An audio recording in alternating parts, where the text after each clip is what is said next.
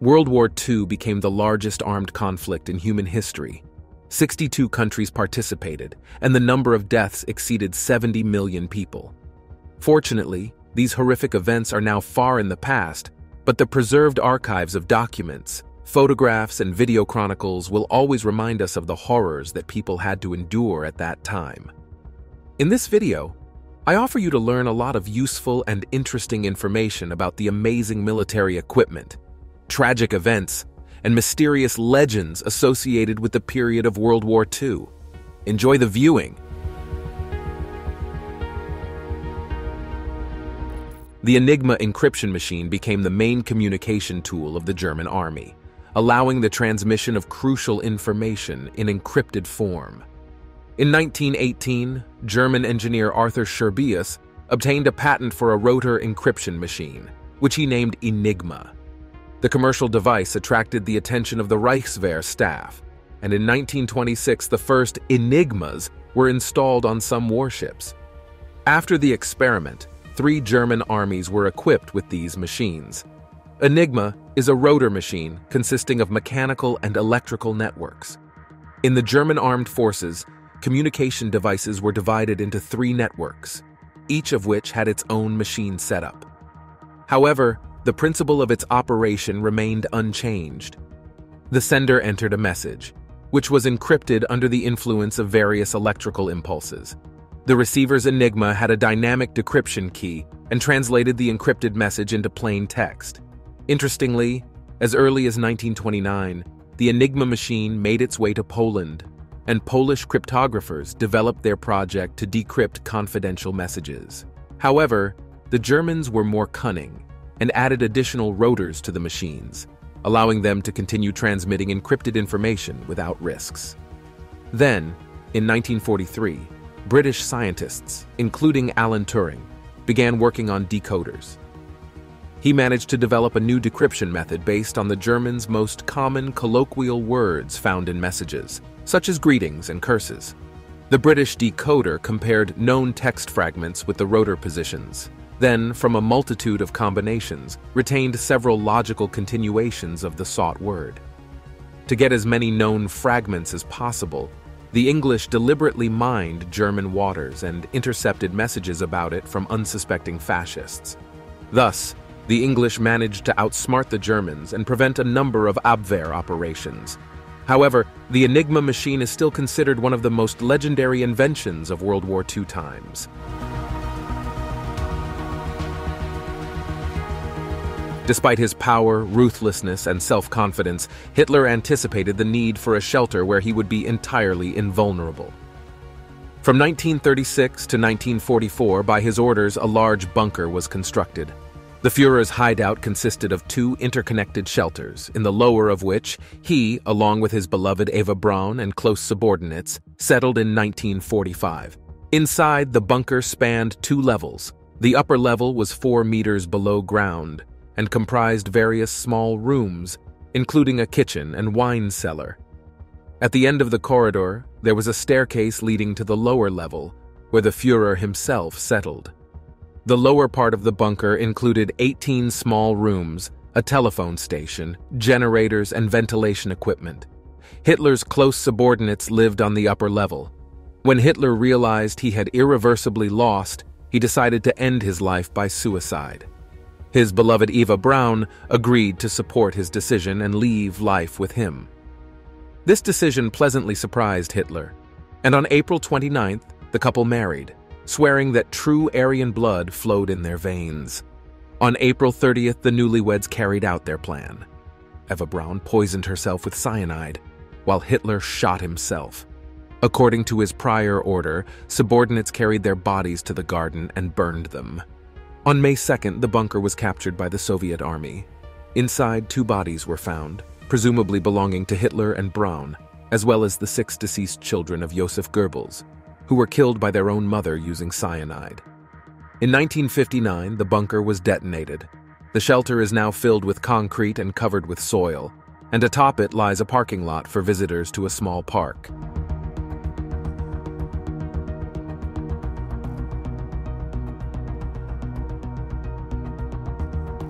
Sometimes, victory over an enemy isn't just about strength, but also about cunning. This was brilliantly demonstrated by the 23rd Headquarters Special Troops of the American Forces. From January 1944 to July 1945, this group comprised around 1,100 artists, actors, architects, and musicians. Their mission? To deceive the enemy about troop numbers. The Ghost Army put on full-scale performances, mimicking the presence of a substantial army. They employed inflatable tanks, airplanes, and other military equipment that, from a distance, looked indistinguishable from the real thing.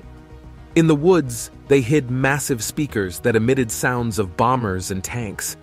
These sounds were so loud and convincing that enemies were often forced to retreat, only to be ambushed by actual soldiers on the flank. The most legendary feat for the Ghost Army was Operation Furzin. They managed to create an entire force of 600 inflatable tanks, seemingly out of nowhere, ready to cross the River Rhine. As a result, the Germans reassessed their strategy, redirecting most of their artillery towards the river, wasting countless rounds trying to take out the inflatable decoy. Many historians believe that the Ghost Army saved thousands of lives and significantly facilitated the Western Front's battle.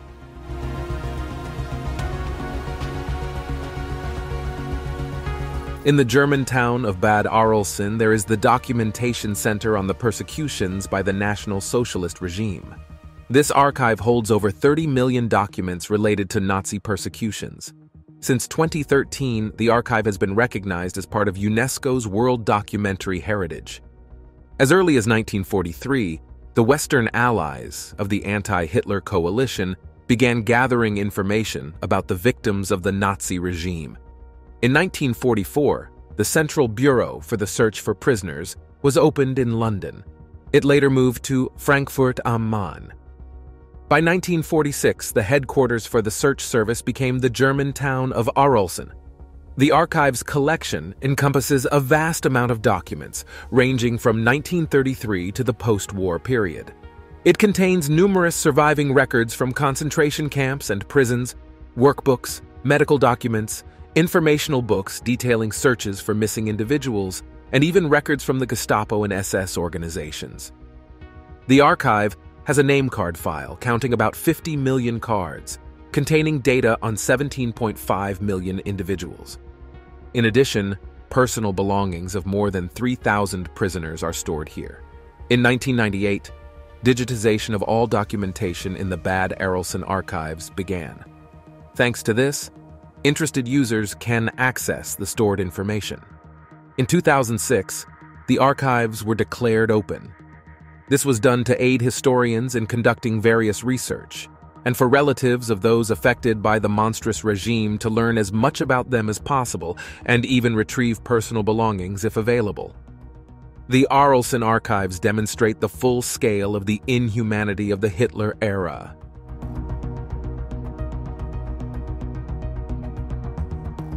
The existence of the German Golden Train, transporting treasures and gold from Breslau, is yet another legend associated with World War II.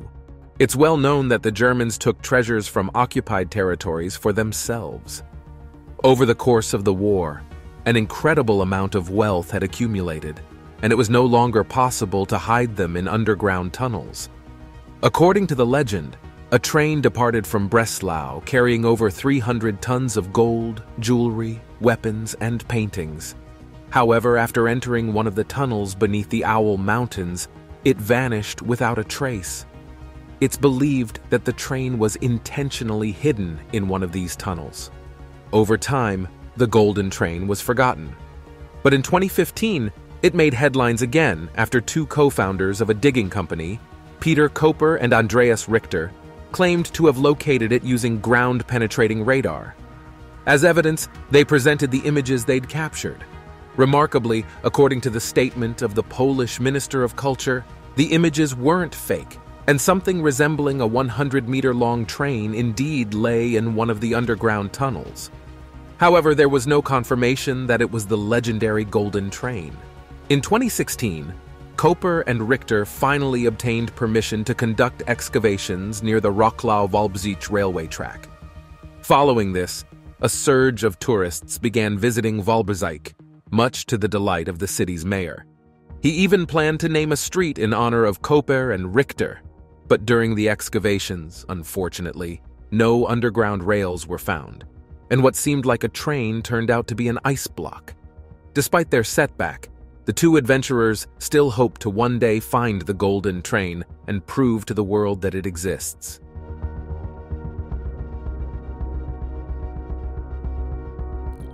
Engineers of the Third Reich were renowned for their ambition to create military machinery of extraordinary power and size. One of their creations was the super heavy tank, incongruously named Maus. The heaviest tank in the world weighed 189 tons, compared to the largest French tank, Char C2, which weighed less than half of that. However, the Maus had a relatively low ground pressure due to its multi-wheeled suspension and tracks that were 110 centimeters wide.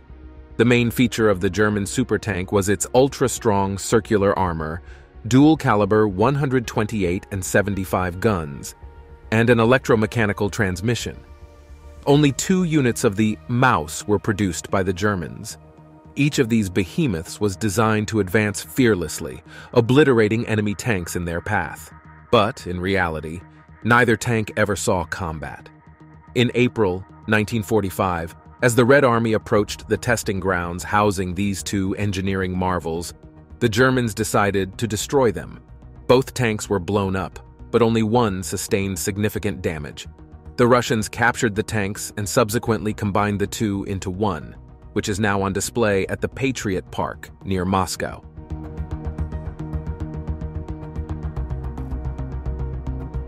Visitors to the Great Catherine Palace were fortunate enough to see a true marvel, the Amber Room. However, this exhibit is merely a highly accurate replica, the original of which was barbarically stolen by the Nazis. This astonishingly beautiful piece of art was a gift to Peter I from the Prussian King Friedrich Wilhelm, who wished to unite efforts against the Swedes. Craftsmen from Königsberg worked on the future cabinet for the Tsar, but the work was never finished. In 1755, Catherine Petrovna ordered the room to be moved to the cabinet of the summer residence of Russian Tsars, Tsarskoye Selo. To complete the room, she hired the famous architect Bartolomeo Francesco Rastrelli. The master enhanced the room's beauty with elements of jasper, agate, and wood, and the room's size increased almost sixfold. During the Great Patriotic War, when the army entered Leningrad, art historians accompanied them, targeting objects of high value. And of course, the Nazis could not ignore the Amber Room. Initially, the contents of the Amber Room were sent to Riga, then transferred to the Royal Castle in Königsberg. In 1943, it was reported that the 18th century art piece had suffered from a fire following an air raid on the castle. However, most of the room remained intact. In 1945, Königsberg Castle burned down, and according to testimony from Alfred Rode, the director of state art pieces, the fire destroyed many valuable paintings and the Amber Room. Extensive excavations were carried out on the castle grounds in the 1960s, but no traces of the Amber Room were found, although some of its metal parts should have survived the fire. Therefore, it's quite possible that Alfred Rode, a true amber aficionado, ensured the Amber Marvel's safety, but its current whereabouts remain unknown. In 1981, work began to restore the legendary piece of art. Only in 2003, on the 300th anniversary of St. Petersburg, was the cabinet fully reconstructed.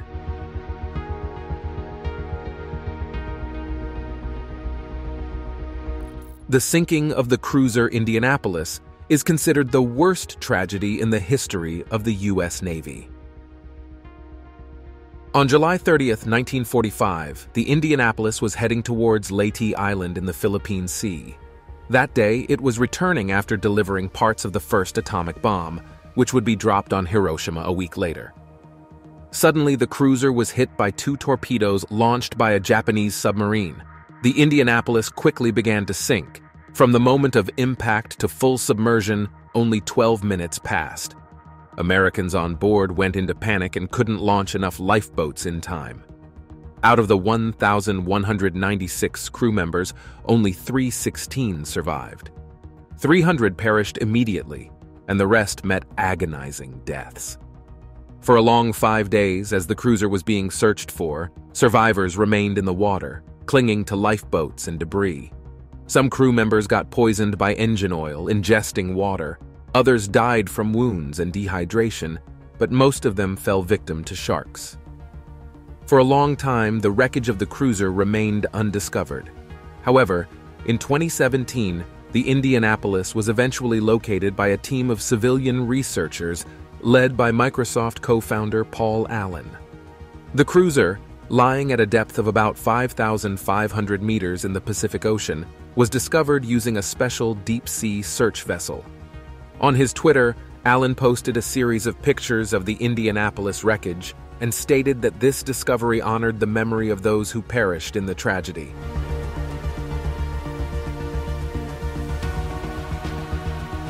The cargo ship SS Garasapa was constructed in 1919, and in 1941, it joined convoy SL-64, returning from India.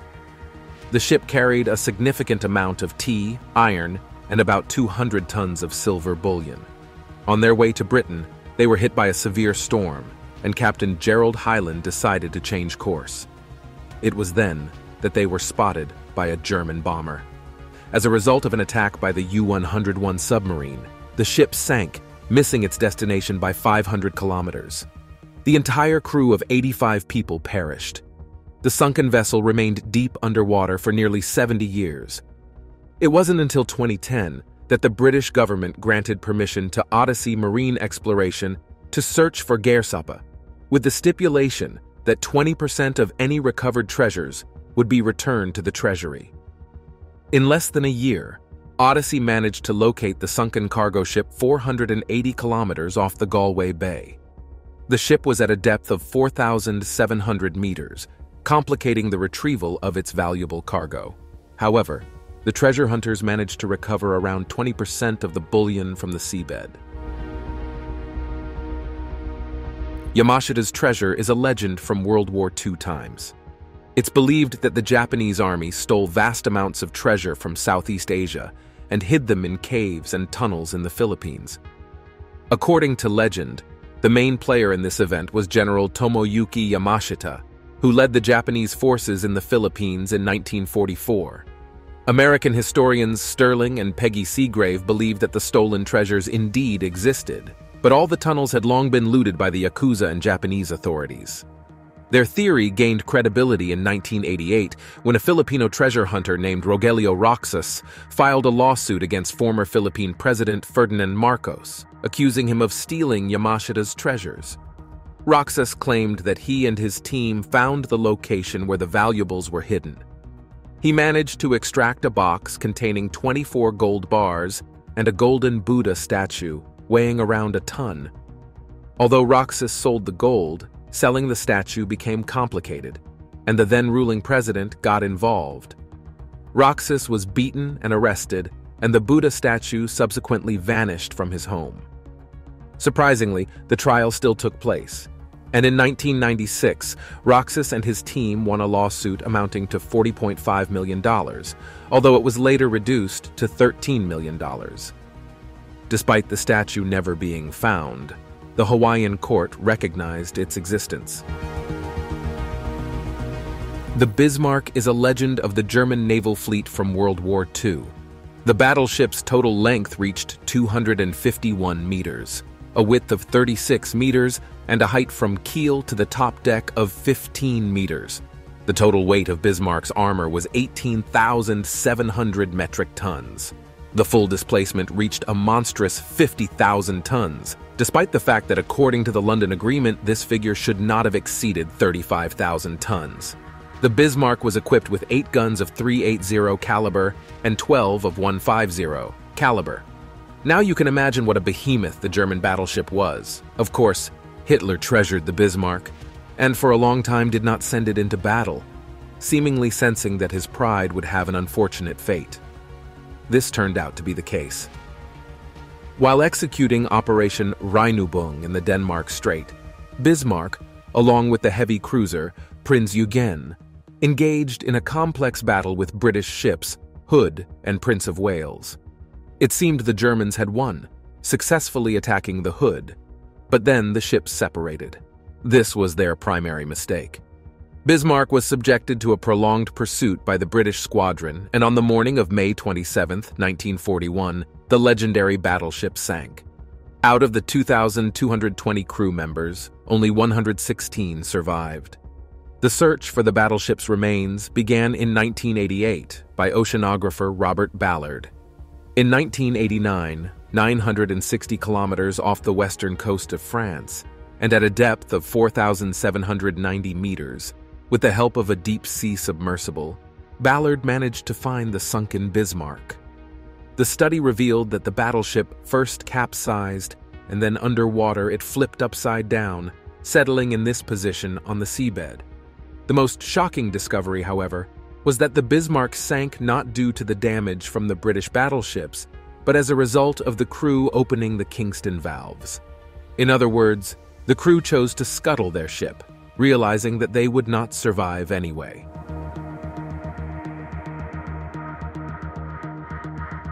In late 1941, German submarines set out across the Atlantic with the intent of launching a surprise attack on American merchant shipping.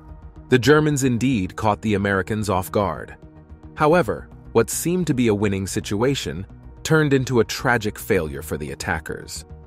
For 2 years, the Germans held the upper hand, but soon, German submarines began to suffer significant losses, one of which was the U-869.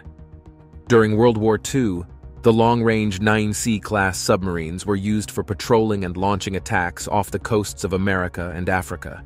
The interior of the U-869 was shaped like an elongated tube, filled with weapons and technical equipment. Its primary weapon was a torpedo weighing around 500 kilograms. On its first and only Atlantic patrol, the submarine set out in December 1944 under the command of the young Captain Helmut Neuerberg. After 3 weeks, several orders, including the last one instructing an immediate return home, were sent to the submarine. However, no responses were received to any of the signals. In May 1945, Germany surrendered, and the fate of U-869 remained unknown. It, along with its crew, was declared missing. In 1991, the nets of a New Jersey fisherman snagged something at the bottom of the ocean. Upon investigation, it was found to be the missing submarine. Significant damage was observed on its hull near the central post, leading experts to speculate that it might have been destroyed by the explosion of its own torpedo. However, the U.S. Coast Guard refutes this theory, believing that U-869's demise occurred after an attack by the Hedgehog bomber and depth charges on February 11, 1945. Yet the true cause remains a mystery to this day.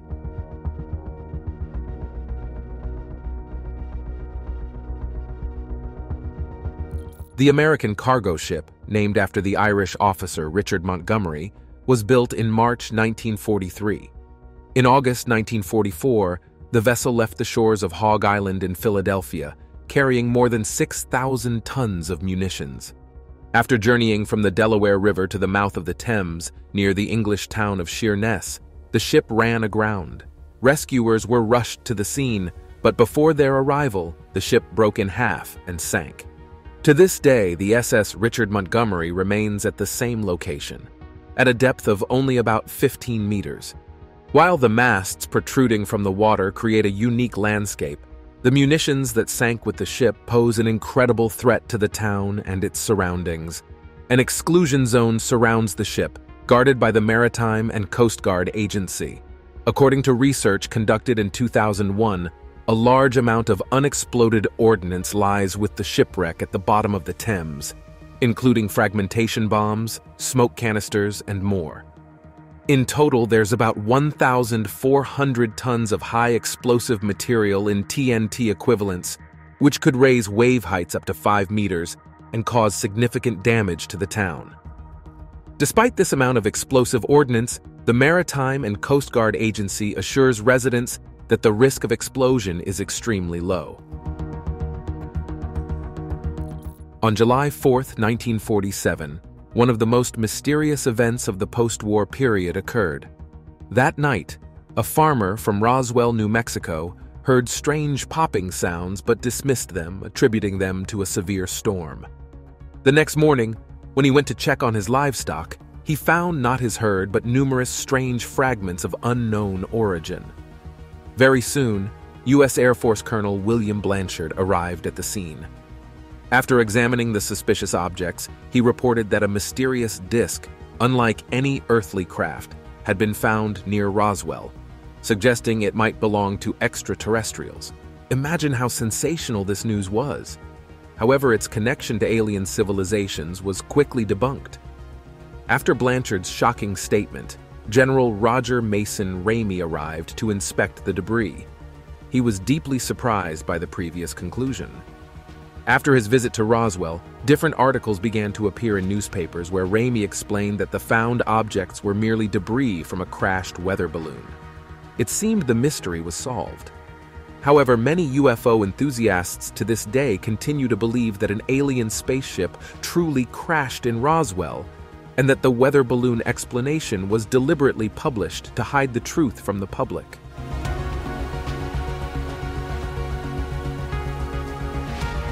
The Dead Sea Scrolls, or Qumran manuscripts, are not directly related to the military actions of World War II. However, they became a priceless discovery for historians in the years following the war. In 1946, in the caves of Qumran, 2 local Bedouin shepherds discovered 7 ancient scrolls. After some time, they managed to sell the artifact for a small sum, and the scrolls were sent to the USA.